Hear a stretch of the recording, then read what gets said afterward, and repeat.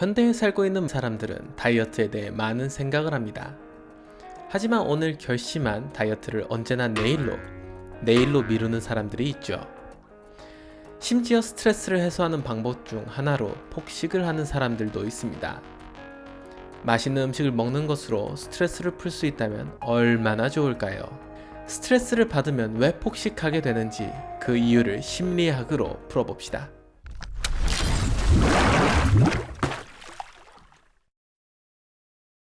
사실 먹는다는 것은 정말 중요한 행동입니다. 살기 위해서는 꼭 음식을 섭취해야만 그 생명을 유지할 수 있죠. 그런데 왜 일부의 사람들은 살기 위한 에너지를 넘어서 몸에 문제가 생길 만큼의 에너지를 축적시키고 있는 것일까요?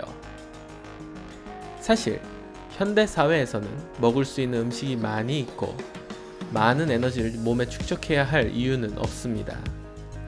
배가 부른데도 불구하고 입이 심심하다는 이유, 끼니가 되었다는 이유, 밥을 먹고 달달한 차 한잔 하는 것 역시 건강을 해칠 수 있습니다. 그럼에도 불구하고 도대체 왜 계속 먹는 것일까요?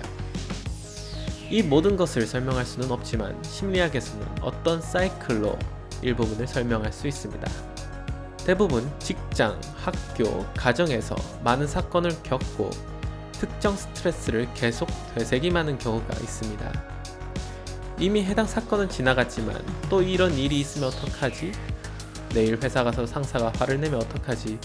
등 사실상 걱정투성이로 삶을 살고 있습니다. 하지만 맛있는 음식을 먹을 때면 이런 걱정이 사라지는 경우도 있습니다. 물론 먹는 순간만 사라지겠죠. 절대로 음식을 먹는 것만으로 이런 걱정이나 불안감이 사라질 수 없습니다. 그렇다면 이 걱정거리를 느끼지 않기 위해 사람들은 다시 먹기 시작합니다. 음식을 다 먹으면 다시 걱정하고 걱정을 잊기 위해 다시 먹고 이 과정이 바로 사이클입니다. 이렇게 반복하게 되면 분명 자괴감이나 불편한 다른 감정이 생겨납니다. 그 감정을 잊기 위해 다시 먹기 시작하고 그 음식을 다 먹으면 그 감정과 함께 이전의 걱정도 같이 느껴질 겁니다.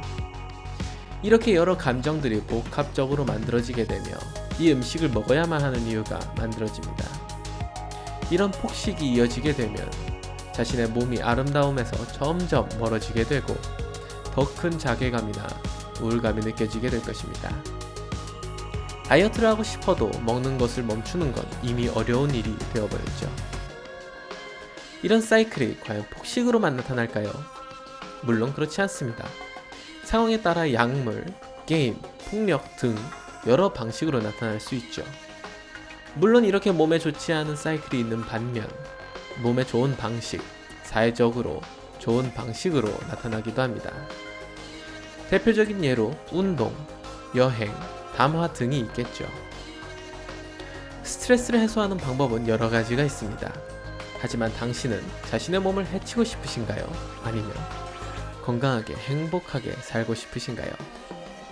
선택은 여러분의 자유입니다.